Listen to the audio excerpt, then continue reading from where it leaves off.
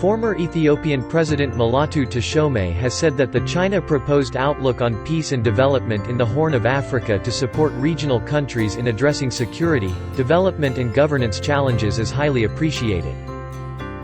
The first China Horn of Africa Peace, Good Governance and Development Conference was held in Addis Ababa, the capital of Ethiopia, from June 20th to 21st. The move and the initiative China has taken is highly appreciated. It was the Chinese initiative to bring to talk, to discuss about peace and security in our region.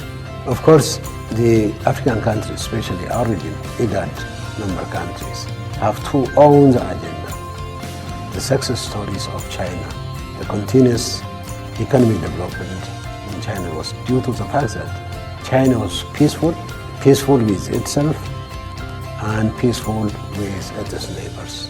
So we need peaceful and stable society. In the absence of peace and stability, we cannot have any investment. I hope China will continue in encouraging in our region to talk about peace and stability. And if Ethiopia and its neighbors are peaceful, we benefit from that. Teshome emphasized that peaceful coexistence is a mainstay, in order to have mutually beneficial development projects between countries in the region.